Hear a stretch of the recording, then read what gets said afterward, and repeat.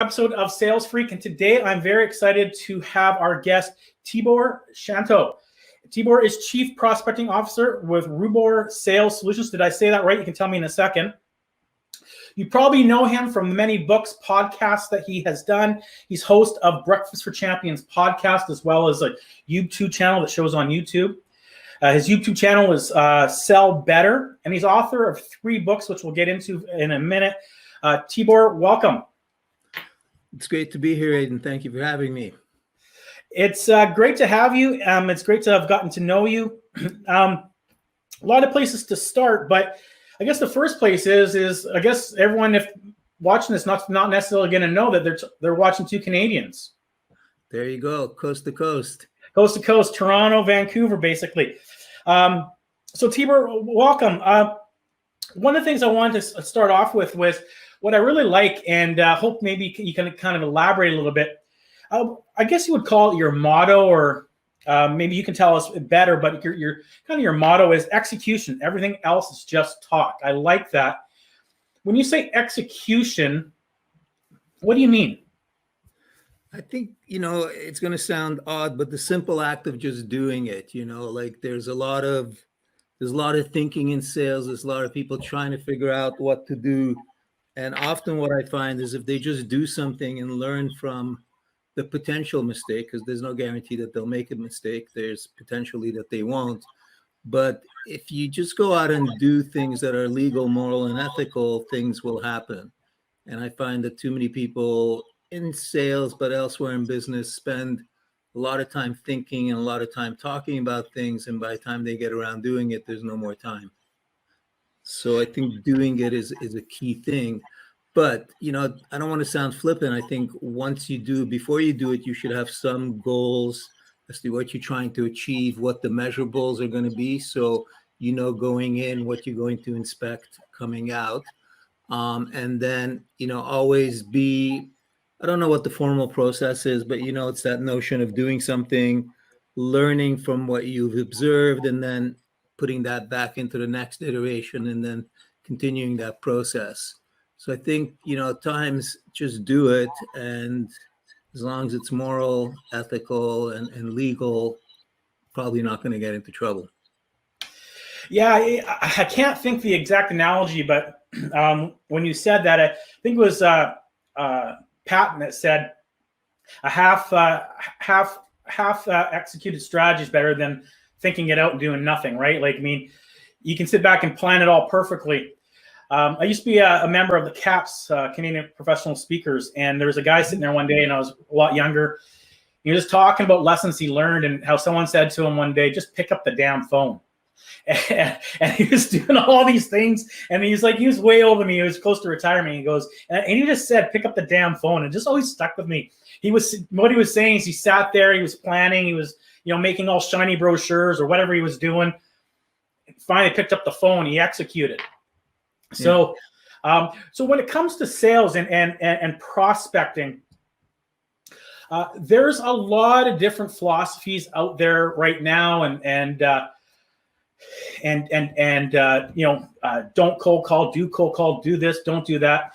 And I can see that some salespeople, if I put myself in a lot of salespeople's position or shoes, they might have paralysis by analysis. Like, what do I do?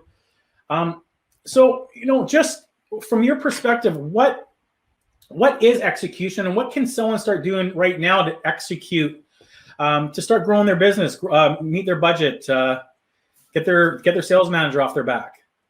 So I think the first thing in order to have success at executing is you need to have something that resembles a plan. So I don't want to overstate it, because again, if you overstate it, people have an excuse to get stuck in that gear. But just like if you plan the trip from here to Montreal or from here to Vancouver, you would plan out certain things. How far you're going to drive in a day, where you might eat, where you might sleep, maybe some detours that you want to make. So you're going to have some sort of plan, so that way when you're out there and it's time to get going, you have some means of following. And as we talked about, some means of measuring, what you've done.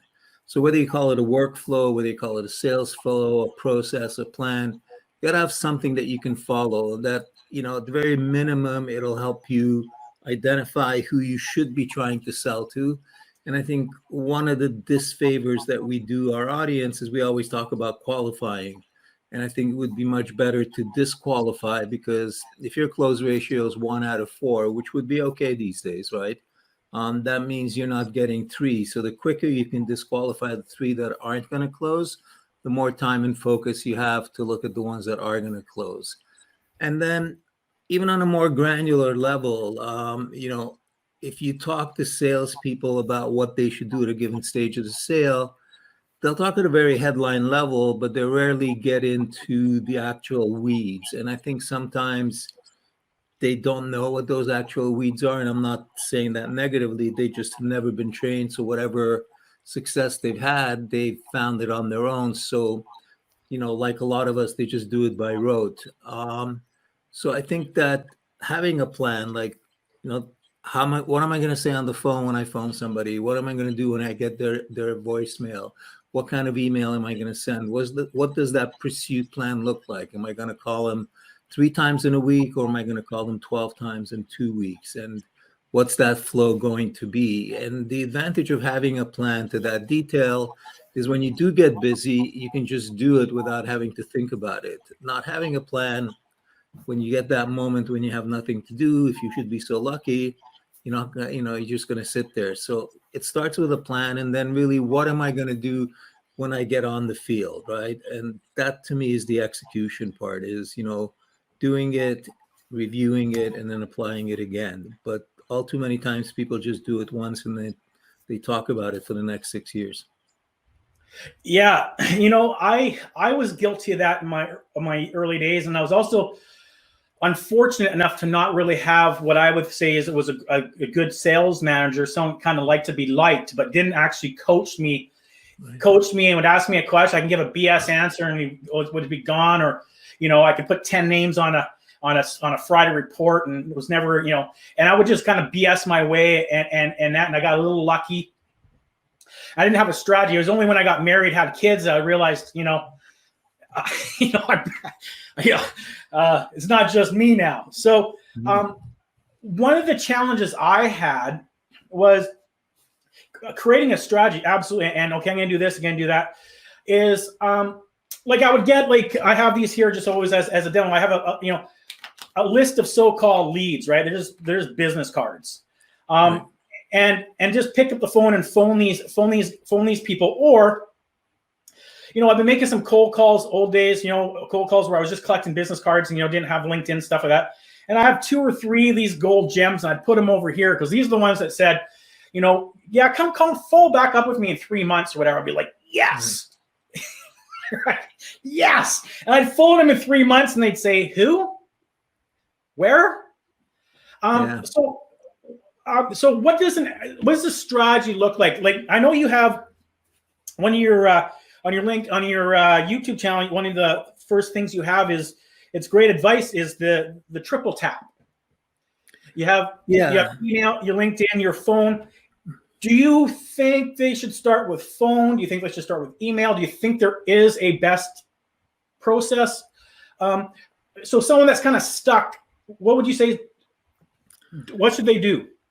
I think if they're stuck, the old saying that a change is as good as the rest is accurate, right? So, so I think that they should just either change who they're calling, change maybe the medium. So, sometimes when you're stuck, if you start writing emails, all of a sudden you begin to think and things begin to unfold. And as a result of that, so I think that you're right that the triple tap, so you got your email, LinkedIn, InMail, and your telephone. I would argue that can be expanded out by a couple of other things. I think traditional mail works as well as it ever done, especially if you plan out an e-campaign alongside of it as well. And then text, people forget that you can text somebody on the telephone. It doesn't have to be strictly a voice line. If you have somebody's card and their cell number is on it, try sending them a text, because not a lot of salespeople do. So you're going to stand out just by doing that as well.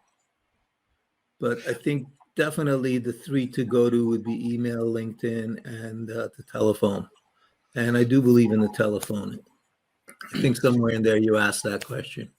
Yeah. Well, I mean, when I'm talking to people, one of the things that I find is uh, uh, salespeople can do an email very, very easily. They'll type an email. They might not be good at it. They might have thought out the process and the way people think, agitate, solve, all those type of things. But they'll do the email. They'll go to LinkedIn, but when it comes to phone, a lot of people get tripped up. What am I going to say? What if they're like, yeah, what do you want? They don't. So what do you say with people with the phone call that are shy to make that call? What's a good process for them to do, or a good strategy, or what should they ultimately be hoping for or trying to achieve in just that first call? In any first call, whether it's email, telephone, what have you, I think you have to, at best, get an appointment, right? So you're not going to sell them on that. Your goal at best should be, can I get an appointment for this person to commit to that, right?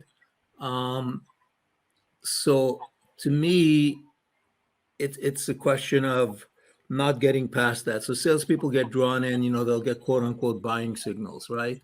But if you stick to your plan, a script is part of your plan, right? And that, so how you do that call and so forth, in my view, should all be geared at getting that person to say, yeah, you know what, Aiden, I'll spend 30 minutes with you on the phone, on Zoom, whatever the case might be. So that's all I go for in an initial prospecting call is, can I get, an appointment with a person? Depending on the medium, with voicemail, I go for even less. Can I get the person to call me back? Too many people try and accomplish too much in voicemail, and they work against themselves. So for me, voicemail is, can I get a call back? When I get a call back, then I go into talking to them about why they should meet with me, and it goes from there. And then similarly with email and LinkedIn, I always try and get a situation where we could be communicating directly. And once we communicate directly, I ask for the appointment so they know exactly what's coming, and off we go.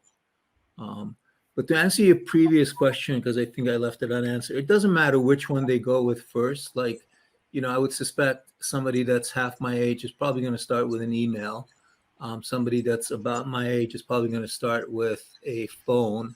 It really doesn't matter which one it is, as long as you follow through on the other stuff. So complete the triple tap.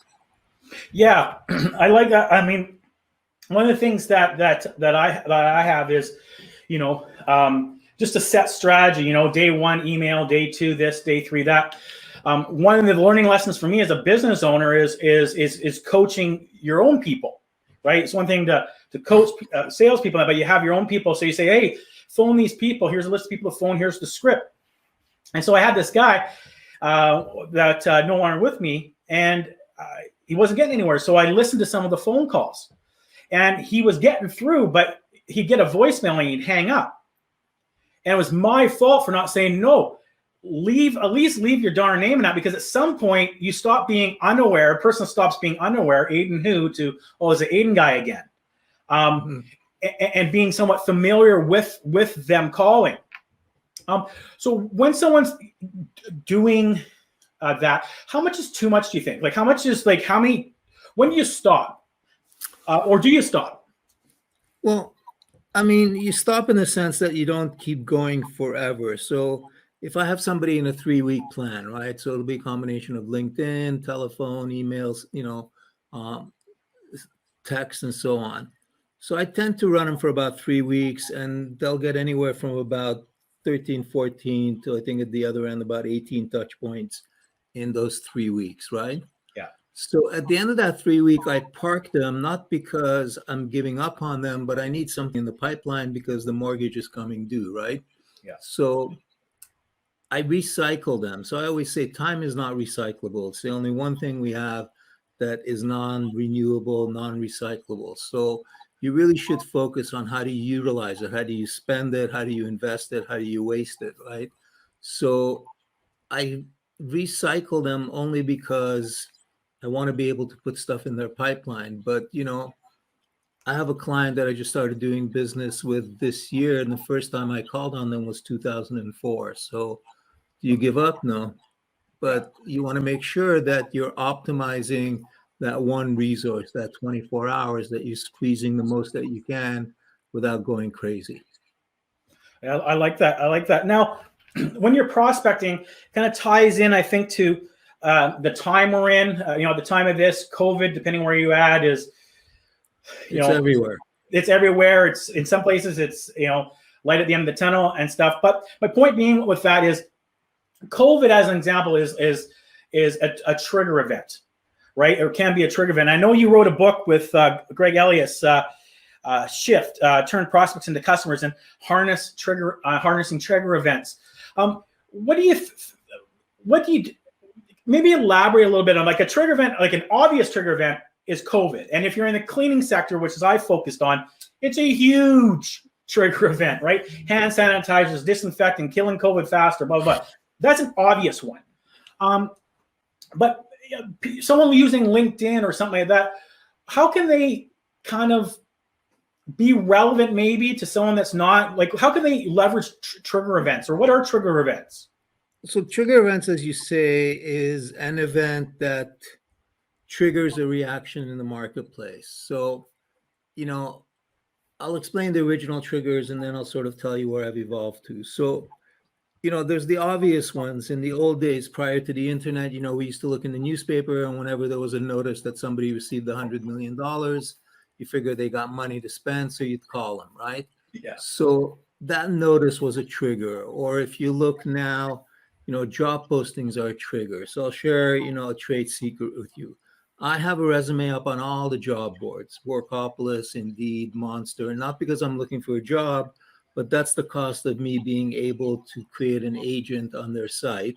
So every time somebody's hiring for a salesperson, I get an email, they get a phone call. And the phone call is, what are you going to do to ramp up this person once you've hired them? So it gets them to think about stuff that they should be doing long before this person shows up for work on the first day. So that, in that world, that is a trigger event, right? So there's that event. People who are observing that market can see it. The downside is that, two things. One is that you're not really in control of that event, right? So nobody sort of ordered COVID for March 13th. It just showed up on its own, right? So at best, what you can do and what the book is about is to get ready for when the event comes. So I liken it from being able to move from the back tee to the front tee on when you're golfing. But what I've tried to work with clients since is, how do I make the customer have the same reaction without having to wait for the event?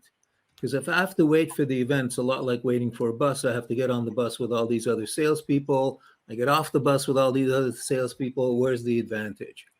But if I can understand what would trigger the same type of reaction, then I have an advantage over the competitors who are waiting for an outside event to generate the action.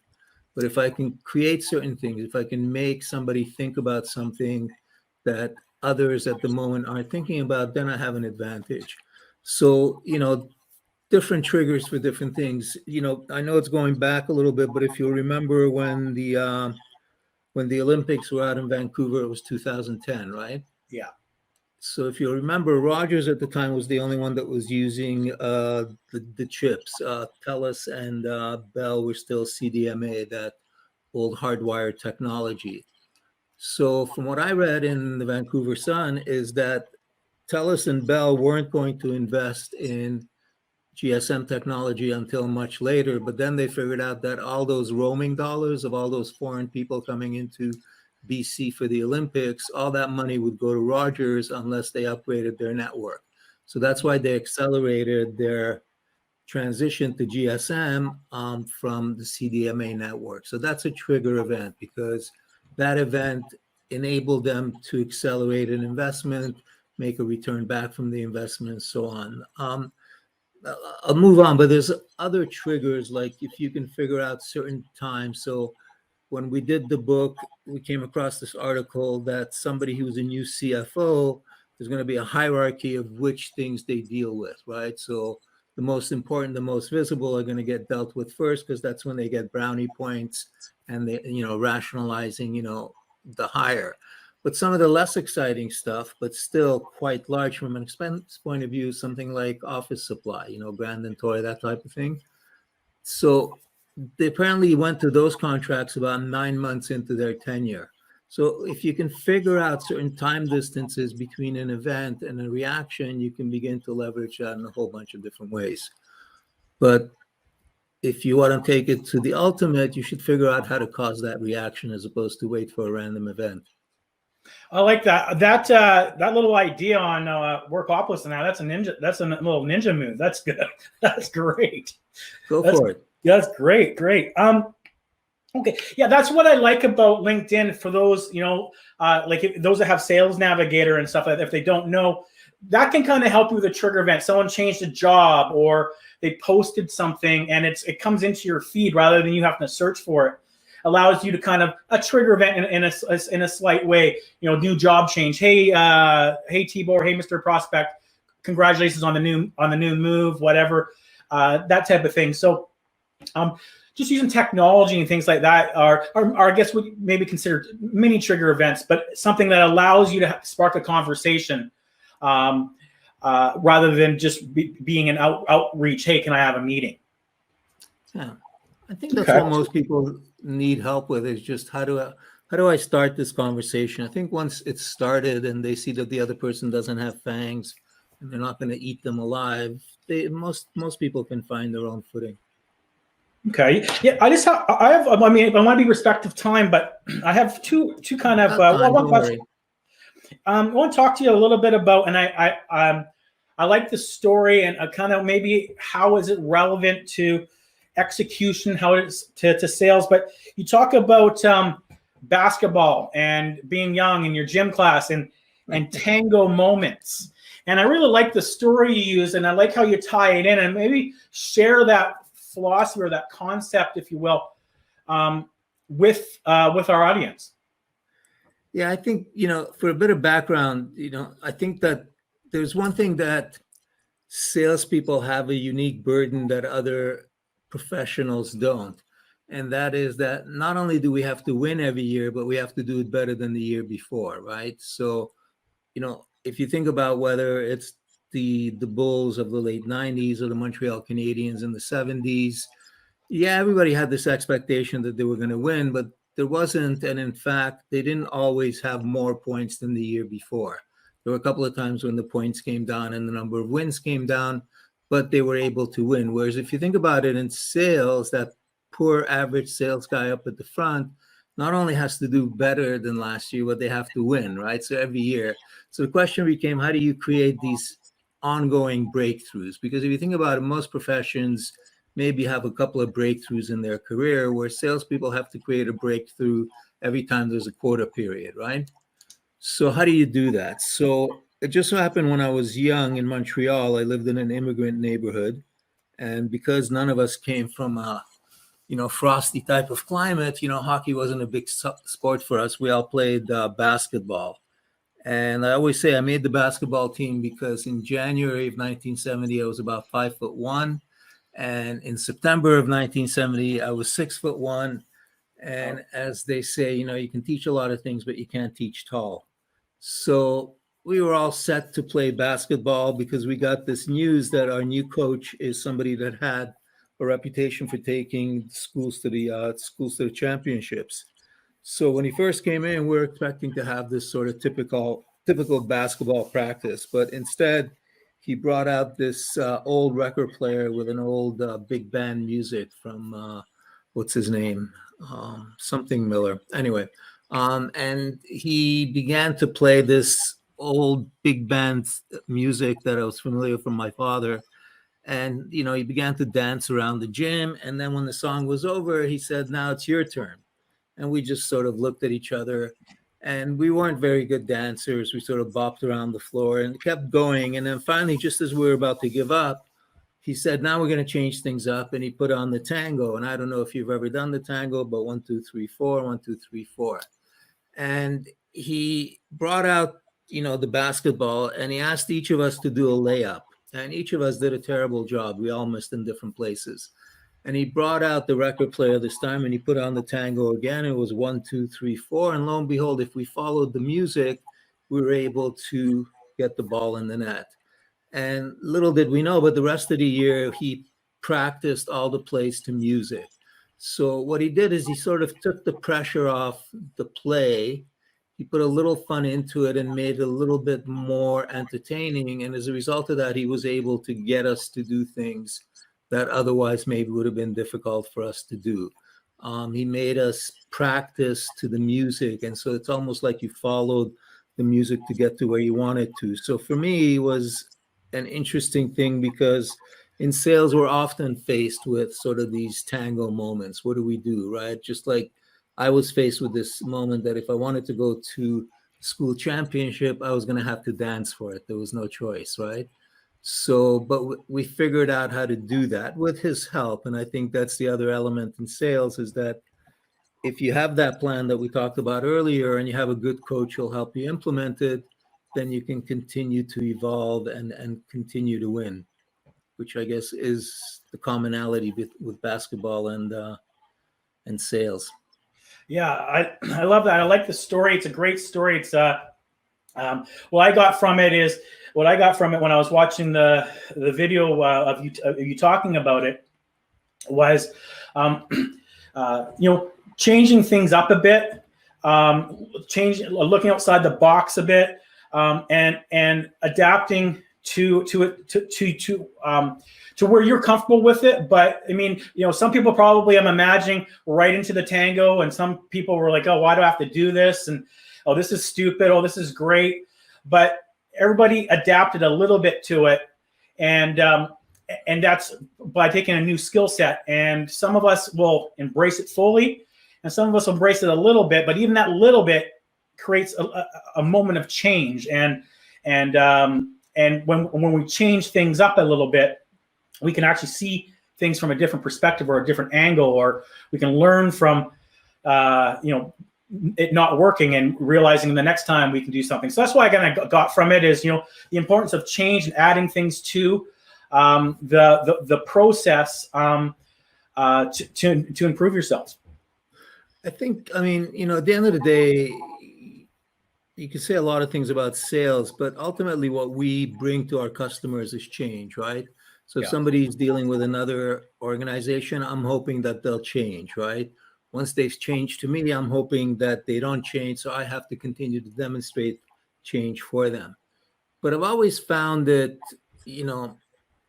somewhat ironically, salespeople are the last people to want to change. So we're going around all day telling people what they should do, right? And they should change this and they should change that. Yet we continue to demonstrate that we don't want to change. But, I think you're quite right that nothing, what's the old saying that no change happens when you're in your comfort zone. And I think what he did was, in his own gentle way, kick us out of our comfort zone. Yeah, absolutely. And you bring up a great point about change, right? I mean, a lot of us are able in sales, to help the customer change when they have a bleeding neck, right? When they're in a lot of pain. Oh, geez, I got this. But when someone's comfortable and they don't have any problems or what have you, our job is to make them aware of problems. And we can't do that by hitting them over the head, saying, "Hey, we got to do it incremental as well through different processes, but mostly, through questions, things like that." So that's kind of what I got from it as well. Is we're trying to change to make ourselves better, but we have to remember at the end of the day, we're trying to make our customers change from our competitors to us, or from them already being content and happy, and we have to give them that bleeding neck. And that can be a challenge as a salesperson. And if we keep on doing what we've always done, we're not looking for different angles or different methods, then it makes it a lot tougher.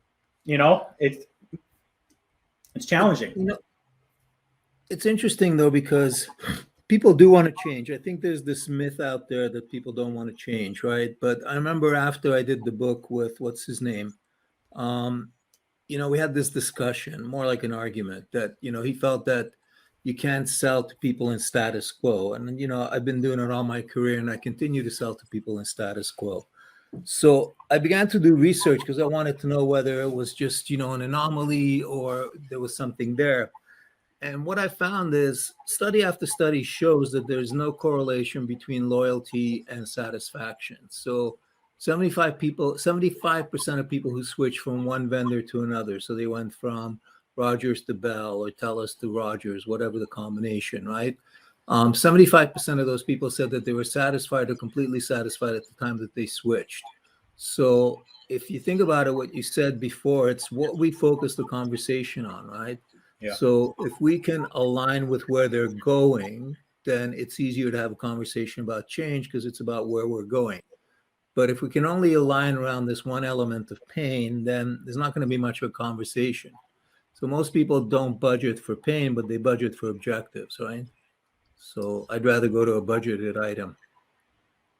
Absolutely, yeah. I like that. One of the things that I really thought was kind of very cool in its simplicity that you created. It just came across me on my Facebook. My LinkedIn feed the other day. So I don't know if you get notifications or whatever, but I participated in it. And I just want to kind of make our audience kind of aware of it. This is found on your website. But it's really cool in the sense that, sometimes just sitting and just breaking things down to kind of to its lowest common denominator and identifying, oh yeah, this is what I need to do. Sometimes we don't do that as often as we should. We get busy, we forget. Maybe walk through. I don't know. Maybe if I'll click through this or not. I don't know. With the internet connection and that, if it will work. So maybe share with your audience, what this does and how it can benefit them. But I did do it, and I thought it was really, really cool. So as I recall, this ultimately leads to the activity calculator, right? That's right. So, I always sort of emphasize the fact that sales organizations have a sales process, but they rarely have a prospecting process, as it were. So I wanted some way for people to use the calculator, but to have some context. So as you can see, Aidan showing some of the questions. So as you go through, I think there's something like 10 questions, and they're all relatively easy. Yeah. And then it takes you to this thing called the activity calculator. And I think that often salespeople, let's pick on the Americans. I love asking Americans, how many people in the room like baseball? And, most of the room will put up their hand. And then you find somebody who seems friendly and open, and you ask them who their favorite player is, and they'll tell you it's somebody or other. I'm not a baseball guy. Yeah. So, and then you say, okay, and what are his numbers? And, they always say depends. Depends if it's a right-handed pitcher in an open stadium or if it's a left-handed pitcher in a dome stadium. Depends, right? And then you ask them what their RBIs are, and you ask them what this and that is. And, they know the basic core stuff. Or, let's pick on the Canadians, right? You ask them what their favorite players plus minus is, right? And they all know. And then you ask them what their numbers are, and they haven't a clue. Like they don't, And so you go, okay, so for a $50 bet on a baseball game, everything, including, his wife's middle name, right? But for your own income, you haven't got a clue, like what you need. So I remember doing a program once at a company that shall remain nameless, and everything was depends, right? So the second day I showed up with a whole bunch of coupons from Kimberly-Clark.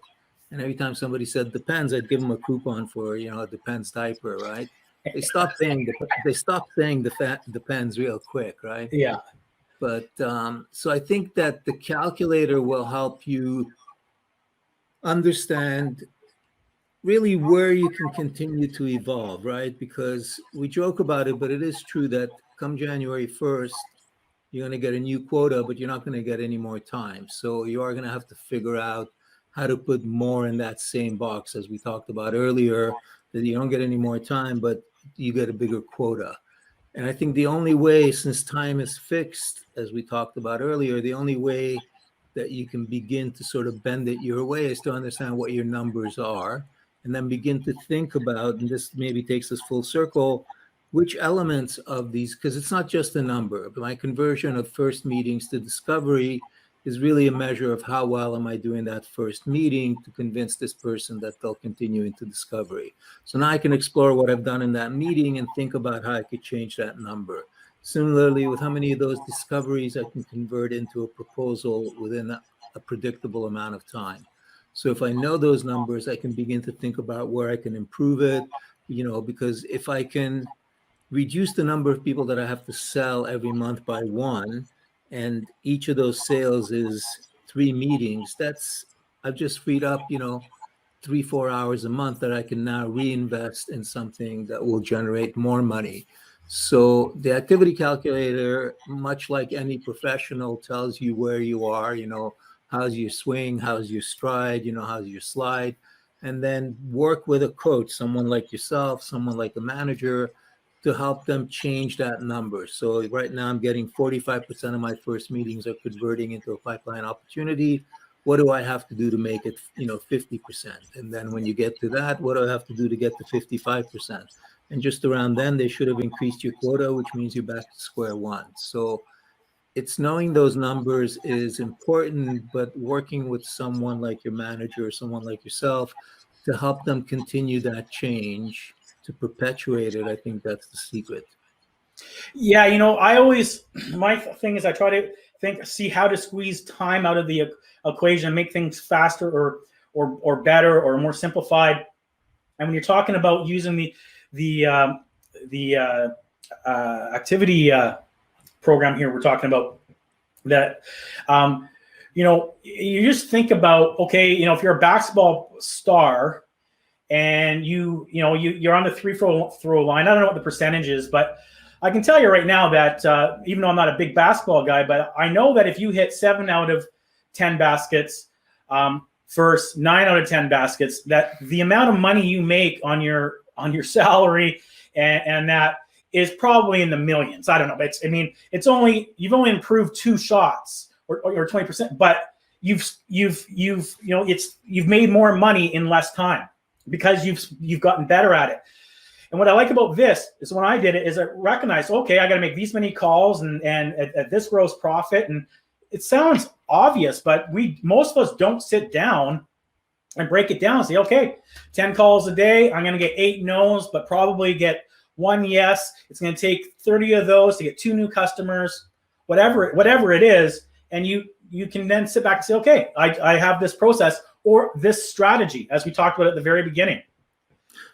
So imagine you take that one step further and go to a job interview and say to your prospective hiring manager that I know my numbers are 12, 6, and 1, which means I'll dial 12 people, I'll talk to 6, and I'll get 1. I also know my close ratio is roughly 4 to 1. So if you need me to close, 4 deals a month, I'll need to get 16 appointments. And I also know that it takes me an hour and 5 minutes to bang out an appointment. So, if you hire me, I should be able to have, enough stuff in the pipeline, if I do 5 hours of prospecting a week. Just being able to say that will get you the job. Being able to do it will help you keep it. But I like that. Yeah, that's great. I never thought of it like that. And I've never had anyone say that to me, or I've never heard anyone say that. But absolutely, I'd hire anyone on the spot. They were that. Even if I thought they might be BSing me about it, give them a chance. Good BS is okay as long as you're not hurting anyone. But that's right. So in closing here, I had the privilege of being on your podcast.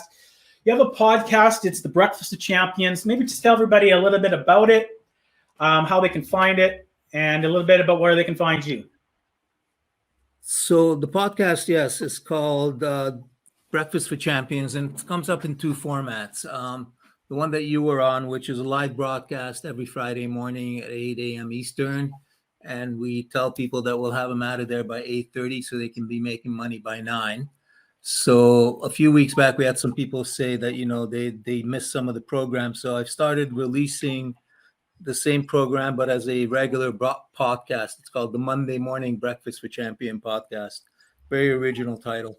So that one's available in audio, and often now the guests stay on after the live program. And for instance, last week we had Mike Bosworth and he stayed on and we talked about a bunch of things. So those are available on the audio.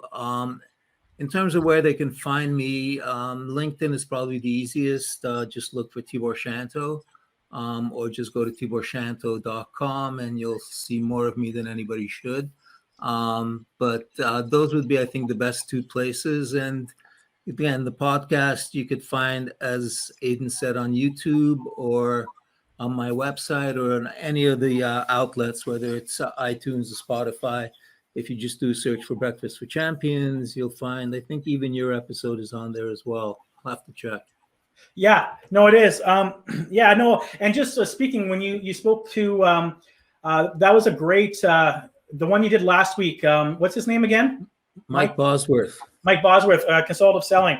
That was really, really interesting. I was listening to that. A lot of knowledge, a lot of insight. So thank you for that. Well, ladies and gentlemen, you've been watching Sales Freak. I had the pleasure here of Tibor Shanto. He is Chief Prospecting Officer with Rubor Sales Solutions. Check him out. He's a wealth of knowledge. As you can see, he can help you create the strategy. And as he says, it's about the execution. And so Tibor, thank you very much. And until next time. Thank you. It's been my pleasure.